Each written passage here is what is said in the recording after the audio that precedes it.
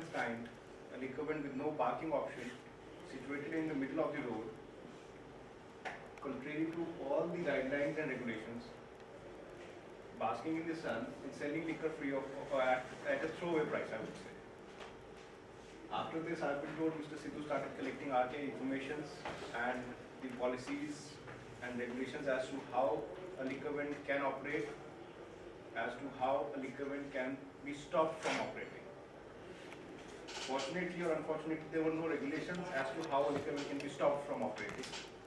Though there were guidelines that a liquor vent cannot be near a religious place, an institutional place, an educational institution, or a place where a college for women is close by. Then for years it has been their consistent stand that the petition was initially for national highways and it never included a state highway, whereas it was for highways covering both national and state. We never mentioned any distance in the petition that a well should be 500 meters away, 600 meters away, or a kilometer away from the highway. It was somehow wrongly reported. None of the orders of the Honorable High Court till date mention the distance. But somehow I myself have come across some reports which state that in violation of the High Court orders, 500 meters have been taken away. The Honorable High Court, in the first petition which was filed by him in 2012, and I was not a part of that petition in the initial stage, was filed by some other counsel, directed two very simple things, very easy to understand and comprehend, and which were the major, I would say, hurdle in the way of the states of Haryana and Punjab both in earning revenues. Now, first thing which through this litigation we want to see is, with liquor, whether we are supporting the trade or we are trading the lives. Liquor, no doubt, is a luxury these days and more a necessity, I would say, for some. So the Honorable High Court rather directed, number one, that the liquor vent should not be visible and accessible to any of the public or any person from the highways, be it national or state. One thing for sure. Secondly, it directed that all the advertisements pertaining to liquor which entice people or tempt them for drinking, or price boards or price lists, should be removed forthwith from all the national highways, state highways, service lanes. This order, however, was not digested by the states of Haryana and Punjab, and they immediately filed an SLP in the Supreme Court, stating that though the High Court has passed the order, but how to regulate the trade of the state has to be within the purview of the state itself. The High Court has no jurisdiction to embark upon the executive function of the state functionaries. They have exceeded their jurisdiction, and insofar showing the sympathy towards the petition, what the states pleaded before the Honorable Supreme Court was that let there be no liquor vents on the national highway, but at least grant a status quo for the state highways, so that the liquor vents could now operate on the state highways, but not on the national highways. We don't mind, because of the simple reason that the revenue from the national highway liquor vents would not be coming to the states, though it is incorrect. They were more concerned about the state highways because the number of vents on the state highways were more as compared to the national highways. So they were more concentrating about the state highways.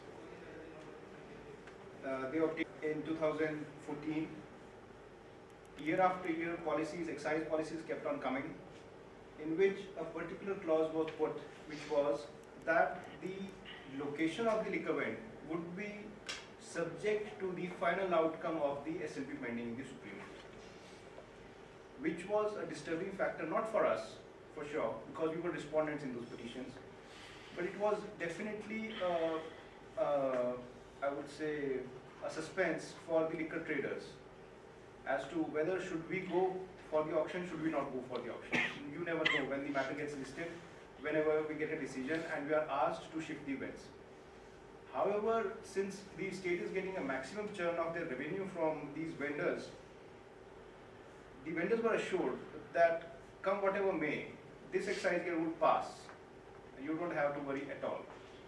The events would remain as such where they are because they put an interesting clause in the excise policy, which is no vendor would be required to obtain another permission for this year because his vendor was operating on the previously approved location for the previous financial year. So he does not have to apply for a fresh location. He does have to apply for participating in the auction, but not for a new site. Because of this, and somehow the respondents head the most important departments of the state exchequer, which is the excise and taxation, and these departments are headed by considered one of the most intelligent class, which is an IAS officer. We tried our best to not to get involved into a contempt petition, but my journey with Mr. Sidhu started with the contempt petition. We had to file a contempt petition against these contemners, which included officials of NHAIA, the topmost officials, I would say the project directors, and also the IAS officers who head the excise and taxation departments of Haryana and Punjab both. The Honorable High Court was kind enough to issue contempt notice to all of them, though in piecemeal. But still, I would say it took High Court 2 years to realize that no contempt is made out, which was unfortunate. I'm not afraid, and I'm not shying away from my responsibility in saying that despite a petition running into 604 pages, giving ample proof of contempt, the High Court still did not do what it was supposed to. Not for any personal gains, but at least to uphold the majesty of law. Punishing somebody for a violation or a petty violation of 100 rupees, 200 rupees, or somebody's not been paid a pension or a gratuity, that's right. It's somebody's personal right, he has not been paid till date, he has a right to move to the High Court for a contempt petition.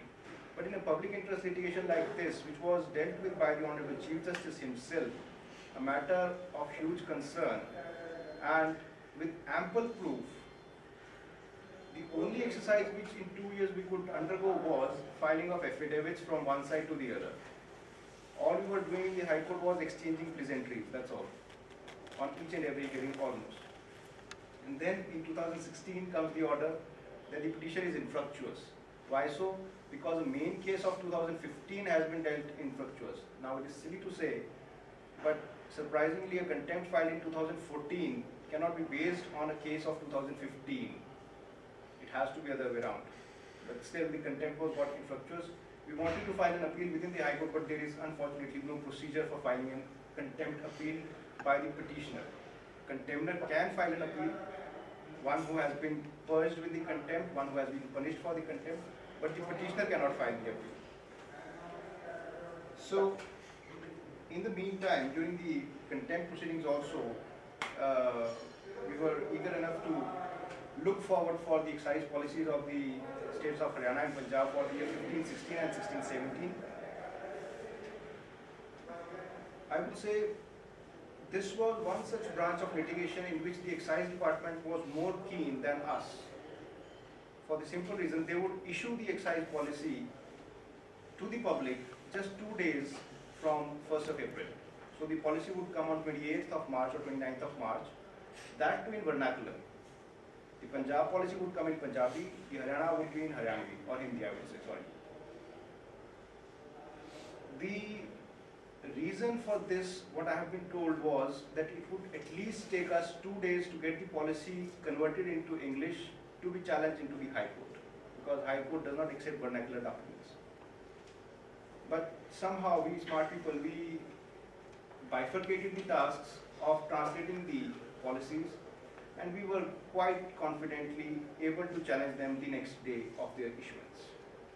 So the excise policy for the year 15-16 for the state of Haryana and for Punjab were both challenged on the grounds of location of vents, which was still a suspense as to where to take the vent, 500 meters, 600 meters, national highway, state highway, service lane. Secondly, all the policies or rather both the policies of Punjab and Haryana gave an indication that a vent should be in a prefabricated structure like a tin